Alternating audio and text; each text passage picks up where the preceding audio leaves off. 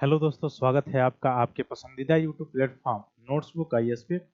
दोस्तों, आज हम लोग बात करने वाले हैं कि एक ऐसे समझौते के ऊपर और एक ऐसा इंटरनेशनल रिलेशन का टॉपिक है जो बिल्कुल ही आपके इर्द गिर्द और आपके परीक्षाओं में पूछे ही जाते हैं। साथ साथ प्रीलिम्स हो, जैसे लोकेशन बेस्ड अगर पूछा जाए तो प्रीलिम्स में पूछा जा सकता है, मैप बेस्ड अगर क्वेश्चन पूछा जाए तो प्रीलिम्स में पूछा जाता है।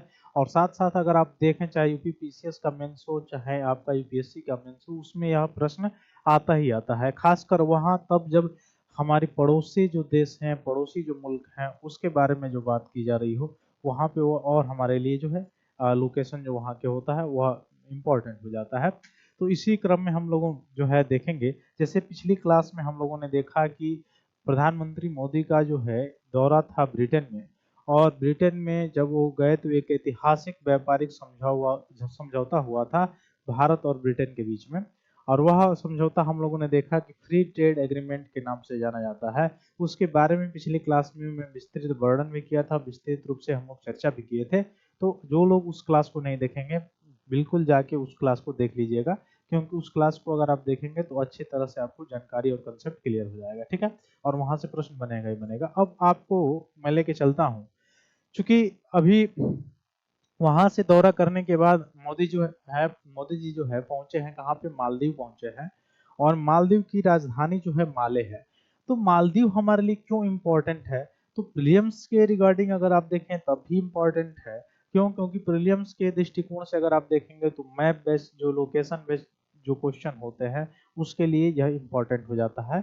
और खासकर मेंस में अगर आप जाएंगे, यूपी पीसीएस का चाहे मेंस हो चाहे यूपीएससी का मेंस हो, वहां पे जो है यहाँ इंटरनेशनल रिलेशन में जो प्रश्न है वो पूछे जाते हैं। और खासकर तब जब हमारे नाइबर्स की, जब हमारे पड़ोसी मुल्क की बात हो, पड़ोसी देशों की बात हो।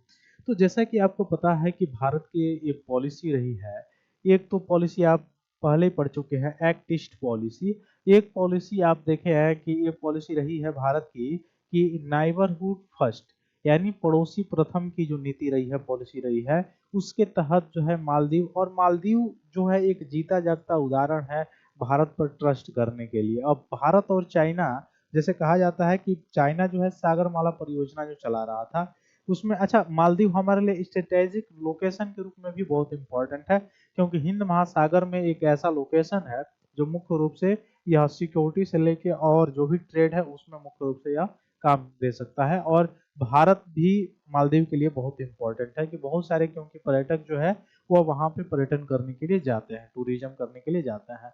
ठीक है, और मालदीव की जो अधिकतर इकोनॉमी है, अधिकतर जो अर्थव्यवस्था है, वह डिपेंडेबल किस पे है? पर्यटन क्षेत्र पे डिपेंडेबल है ना?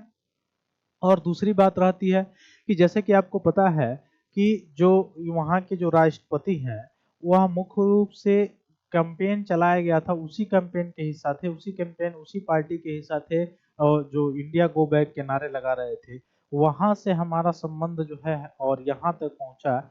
जो कि पूर्णतः आज उनका जो वक्तव्य हुआ था, जो उनका बयान आया था, उसमें उन्होंने कहा कि भारत एक मुख्य रूप से विश्वसनीय जो है वह क्या है, पड़ोसी है। तो यहाँ तक का जो सफर तय करने में भारत की जो कूटनीति यहाँ पे कही जा सकती है, एक अच्छी कूटनीति, एक अच्छी पॉलिसी जो है, या भारत की जो नाइबरहुड फर्स्ट पॉलिसी जो है, उसका ही एक आप कह सकते हैं हिस्सा, एक भाग जो है, उसका विस्तृत भाग यहाँ पे देख सकते हैं आप। ठीक वैसे ही जैसे चाइना ने, आपने देखा कि श्रीलंका के कुछ भागों को या श्रीलंका को कर्ज में डुबाकर फिर वहां से एक्सेस करना, फिर से आपने देखा साउथ अफ्रीका की जो बहुत सारी कंट्री है उसको, फिर और भी जो साउथ ईस्ट की कंट्री है उसको भी ऐसे, यानी चाइना जो है या भारत सभी जगह दिखाना चाह रहा है अपने अपने पड़ोसी मुल्कों को कि ये जो चाइना है, चाइना की जो स्ट्रेटजी है, जो मोतियों की माला, यह वास्तव में अगर चाइना उसको पूरा कर लेगा तो आने वाले समय में कितना बड़ा खतरा हो सकता है। दूसरी चीज आप देख सकते हैं कि चाइना पे ये भी दिखाया जा सकता है कि चाइना पे कोई ट्रस्ट नहीं कर सकता है।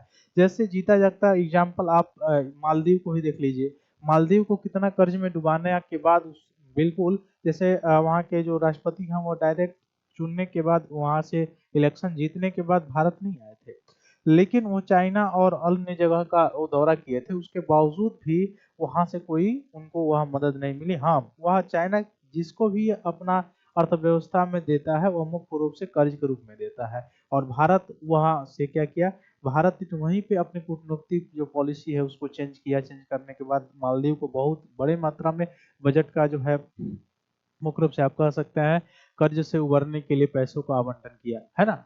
उसके बाद से आपने देखा कि वह दौर, जिस दौर में बिल्कुल इंडिया गो बैक के कैंपेन चल रहे थे, उसके बाद से जो है भारतीय प्रधानमंत्री को जो है वह जाना पड़ा कहाँ पे, लक्षद्वीप में। फिर ये सारी चीजें करने के बाद फिर जब शपथ ग्रहण होता है उसमें वो आते हैं। उसके बाद से यहाँ तक जो पहुंचा गया, तो एक तरह से किसी एक व्यक्ति का यहाँ पे योगदान नहीं है, बल्कि सरकार की जो कूटनीति है या पॉलिसी है, जो नीति है नाइबरहुड फर्स्ट पॉलिसी, इसका ही कहीं न कहीं सफलता के रूप में देखा जा सकता है। ठीक है, तो इससे क्या कितना लाभ होने वाला है अगले क्रम में देखेंगे आप लोग की एफटीए भी होगा, तो इससे कितना लाभ होगा, कहाँ लोकेशन इसका, ये सभी जानकारी हम लोग देखेंगे। तो अपने अपने ग्रुप में शेयर कीजिए ताकि सभी लोगों के पास ये जानकारी पहुंचे, है ना। तो जैसे आपको पता है कि 25 और 26 जो जुलाई है उसमें मालदीव के महत्वपूर्ण दौरे पर जो है प्रधानमंत्री गए थे। और क्यों गए थे, कारण क्या था, क्योंकि इस दौरान 60वां गणतंत्र दिवस मना रहा है, स्वतंत्र दिवस मनाया जा रहा है, किसके द्वारा, मालदीव के द्वारा। और मालदीव की राजधानी है क्या, माले है। तो 60वां स्वतंत्रता दिवस वहां पे मनाया जा रहा है, उस उपलक्ष्य में वहां पे पहुंचा है। ठीक है, तो ऐसे पहले भारतीय प्रधानमंत्री हैं जो वहां पे पहुंचे हैं। तो 60वें स्वाधीनता दिवस में मोदी जो है अतिथि ही नहीं बल्कि वर्तमान राष्ट्रपति जो मोहम्मद मोइजू हैं, उनके शासनकाल के दौरान उनकी राजकीय यात्रा, पहली विदेशी नेता है जो उनकी राजकीय यात्रा जो है हो रही है। ठीक है, उसके बाद से अगर देखा जाए तो पड़ोसी प्रथम विदेश नीति, जैसा कि मैंने आपको पहले ही बताया, इस सरकार की परिपक्व कूटनीति का ही उदाहरण माना जा सकता है। अब ऐसा संयोग नहीं है कि अचानक ये मालदीव जो है कल के डेट में चाइना का राग गाता था, अलपता था, वह भारत का राग अलपने लगा। ऐसा कोई अचानक नहीं हुआ या संयोगवश नहीं हुआ है, इसमें समय भी लगा है और साथ साथ इसमें भारत की कूटनीति और पॉलिसी की भी तारीफ करनी पड़ेगी, है ना। तो भारत जैसी बड़ी शक्ति द्वारा एक छोटे पड़ोसी देश के साथ धैर्यपूर्वक और कुशलतापूर्वक व्यवहार किया गया, वहां पे कुछ ऐसा बड़ा रिएक्शन नहीं दिया गया, और उसी का परिणाम है आप देख सकते हैं। और भारत उसके बदले में जो है वही जो बौद्धिज्म वाला, जैसे मध्यम नीति का जो है बीच का रास्ता निकालते हैं, वही निकाल कर वही काम किया, वही पॉलिसी लगाया, और उसके बदले में उसको बहुत सारी चीजें दी। अभी आगे हम लोग देखेंगे जिसके कारण यहाँ तक यह रिश्ता, यह रिलेशनशिप पहुंचा हुआ है। तो मयूजी के कार्यकाल की शुरुआत में उनके समर्थकों ने भारत पर आपत्तिजनक टिप्पणियां की थी, आपने देखा भी था। मालदीव में यह औपनिवेशिक शक्ति के रूप में पेश किया गया था, लेकिन भारत ने ऐसे बयानों को लेकर औपचारिक स्तर पर कोई जवाही कार्रवाई नहीं दी, और केवल एक ही काम किया गया कि प्रधानमंत्री जी के द्वारा केवल कहाँ पे किया गया, तो गवर्नमेंट के द्वारा वहां पे लक्षद्वीप पे पर्यटन को बढ़ावा देने के लिए वहां पे केवल प्रचार किया गया। बाकी भारत सरकार की तरफ से और कोई आपत्तिजनक टिप्पणी नहीं की गई। ठीक है, संयम बरता गया उस समय। तो माल और वहां पे अगर संयम नहीं बरता गया होता तो क्या होता, वह जरूर किसी अन्य देश के, और यहाँ पे अपना लोकेशन साधने के लिए अमेरिका भी प्रयासरत है, अमेरिका भी प्रयास कर रहा है। ठीक है, तो मालदीव से प्रतिकूल संकेतों के बीच भारत इस पड़ोसी देश के विकास सहायता राशि 470 करोड़ से बढ़ाकर कितना कर दिया, 600 करोड़ कर दिया, इसका मुख्य रूप से विकास सहायता राशि। ठीक है, देखिए उतना करने के बावजूद भी, तो वही मैं बता रहा था कि ये जो रिलेशनशिप यहाँ पर स्थापित हुआ है यह अचानक नहीं हुआ है। दो प्रकार की मुद्रा विनिमय व्यवस्था भी बनाई गई है, जिसमें 40 करोड़ डॉलर के साथ साथ 3000 करोड़ रुपए भी मालदीव को उपलब्ध कराए गए। ठीक है, उसके बाद से जो उसकी अर्थव्यवस्था डगमगा रही थी उसको सुधारने के लिए ऋण के बोझ को हटाने में, घटाने में भी सहायता जो है भारत ने किया। यह उसका जीता जागता उदाहरण है। फिर बदहाली के शिकार मालदीव को संकट के समय भी उबारने का एकमात्र देश कौन था, तो भारत था। इसीलिए भारत पे ट्रस्ट किया जा सकता है, इसीलिए भारत पे जो है, जो भारत की जो नीति है, जो पॉलिसी है, उस पे ट्रस्ट किया जा सकता है। और भारत चूंकि अपने आसपास के पड़ोसियों को अगर इस तरह से मुख्य रूप से साध लेता है, तो एक विश्व में बहुत ही बड़ा ग्लोबल लेवल पे एक पावर हब बन सकता है। आप कह सकते हैं कि साउथ ईस्ट में, आप मुख्य रूप से साउथ ग्लोब में सबसे बड़ा एक पावर हब बन सकता है। ठीक है, और पावर हब का मतलब कि नेगेटिव नहीं, पॉजिटिव रूप में। ठीक है, उसके बाद से आपने देखा कि भारत ने मालदीव की दयनीय दशा को बखूबी भांपते हुए अपनी उदारता से सिद्ध किया कि भारत बड़े दिल वाला पड़ोसी है और प्राकृतिक आपदा में भी काम आता है, और यदि राष्ट्रीय संकटों में भी निजात दिलाने की मंशा और क्षमता रखता है भारत। ठीक है, तो यह उसको मुख्य रूप से उसके अंदर बैठाया भारत। फिर ऐसी परिस्थितियों में भारत ने 2022 में श्रीलंका को भी उबारा था, जिसमें चीनी कर्ज से हुआ करा रहा था, चीनी कर्ज के बोझ से करा रहा था। तो श्रीलंका को तब लगभग 4 अरब डॉलर की आपातकालीन सहायता उपलब्ध भारत कराया था। ठीक है, फिर उसी का परिणाम है कि श्रीलंका में भी सत्तारूढ़ जनता विमुक्त जो है पेरमुना, जो पूर्व में भारत विरोधी पार्टी थी, वो भारत की गुण गाते मुख्य रूप से नहीं थकते हैं या भारत को पड़ोसी मानते हैं। ठीक है, तो यह मुख्य रूप से भारत का एक सफलता है पड़ोसी जो फर्स्ट नीति है उसके तहत। ऐसी कवायदों से लग सकता है कि जैसे भारत मौद्रिक सहायता के बदले अपनी प्रतिनिष्ठा चाह रहा है या वित्तीय कूटनीति के खेल में साउथ एशिया में चीन को मात दे रहा है। हालांकि यह केवल आर्थिक उदारता ही नहीं है, जिसकी वजह से मालदीव और श्रीलंका जैसे छोटे देश को यह एहसास हुआ है कि भारत उसके भविष्य के लिए अपरिहार्य है। बल्कि आपने देखा कोविड-19 में भी किस तरह से भारत ने अन्य पड़ोसी अपने देश जो थे उनको कैसे मदद किया था।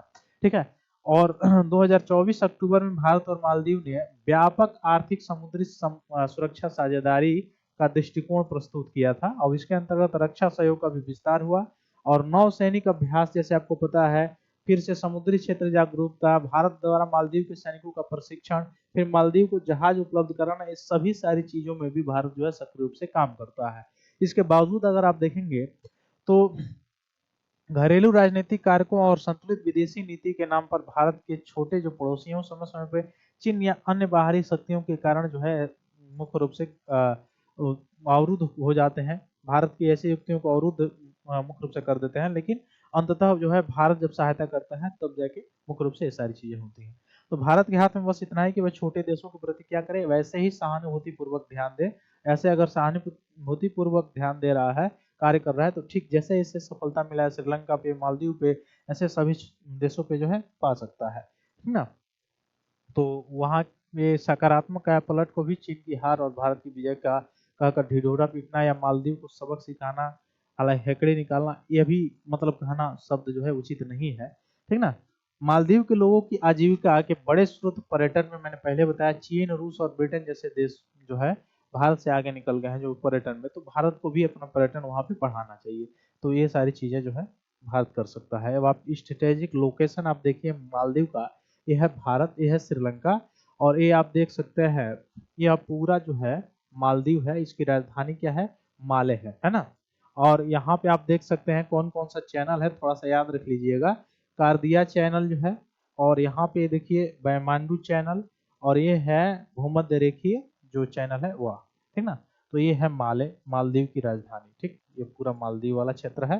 ठीक है, तो इसको याद रखिएगा।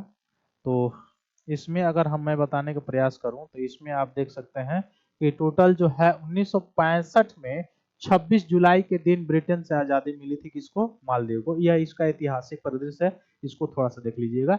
1965 में 26 जुलाई को ब्रिटेन से आजादी मिली मालदीव को, और 1000 वर्ष से अधिक समय तक यहाँ पे बौद्ध मालदीव के प्रमुख धर्म के रूप में रहा है। मालदीव में प्रमुख धर्म पहले 1000 साल तक बौद्धिज्म रहा है ना।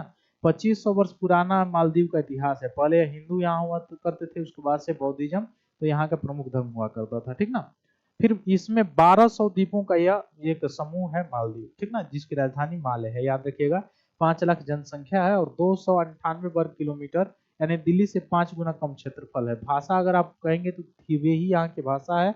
धर्म यहाँ पे सुन्नी इस्लाम चलता है। ठीक है, तो मालदीव से संबंधित ये जो जानकारी थी मैंने बताया। ठीक है, उसके बाद से जब ये गए हैं 60वें स्वतंत्रता दिवस पे प्रधानमंत्री नरेंद्र मोदी, तो मुख्य रूप से आप देख सकते हैं वहां पे जाने के बाद से 60 वर्ष पूरे होने से दोनों ने मिलकर एक डाक टिकट जो है जारी किया गया है। ठीक है, मालदीव में, और यूपीआई जो है अपनाने के लिए भी ये बातें जो है की गई है।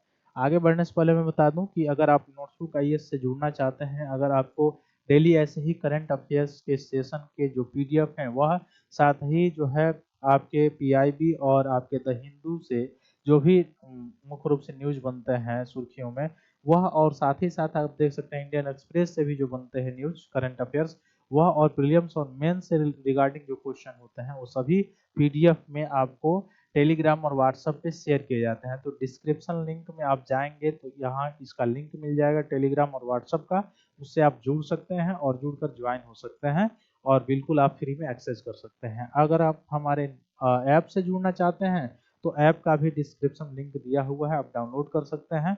वहां से डाउनलोड करके रजिस्टर करेंगे तो आपको सभी जो कोर्स हैं वो आपको उचित मूल्य पे मिल जाएंगे। और साथ ही अगर आप डेली करंट अफेयर्स के जो है एमसीक्यू 10 क्वेश्चन जो है उस पर डाले जाते हैं फ्री में, आप जो है प्रैक्टिस रोज कर सकते हैं डेली बेसिस पे, ठीक है, करंट अफेयर्स का, ठीक है।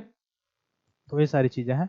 अब हम लोग देखते हैं कि प्रधानमंत्री मोदी ने मालदीव को 4,850 करोड़ रुपया की नया लाइन ऑफ क्रेडिट एलओसी देने की भी घोषणा की है, ठीक ना, इस इंफ्रास्ट्रक्चर और विकास परियोजनाओं के लिए, ठीक है।